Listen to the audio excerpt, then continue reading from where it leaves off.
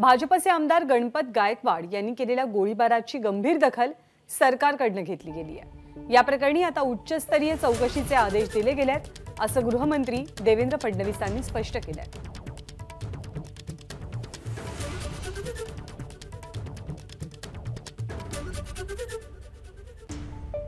आमदार गणपत गायकवाड यांनी काल गोळीबार केलेला होता महेश गायकवाड यांच्यावरती। दरम्यान संपूर्ण प्रकरणाच्या उच्चस्तरीय चौकशीचे आदेश दिले गेलेत, असं देवेंद्र फडणवीसांनी सांगितलंय। ही गंभीरच आहे आणि कायद्यासमोर सगळे समान आहेत। कोण कुठल्या पक्षाचा आहे याचा विचार न करता त्या ठिकाणी कायदेशीरच कारवाई केली जाईल। अशी कुठली घटना घडली की पोलीस स्टेशनमध्ये गोळीबार झाला याचंही सत्य आपल्याला त्या ठिकाणी काढावं लागेल। म्हणून मी या संदर्भात वरिष्ठ स्तरावरनं चौकशीचे आदेश डीजींना दिलेले आहेत आणि या संदर्भात अत्यंत कडक कारवाई ही केली जाईल।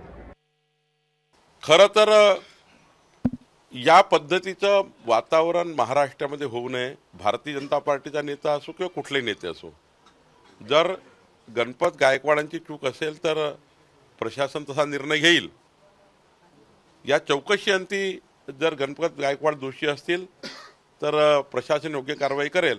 आमचे गृहमंत्री यात लक्ष टाकून आहे, पण शेवटी कुठल्याही पक्षाच्या कुठल्याही नेत्यांनी इथपर्यंत येऊ नये असं मला वाटतं।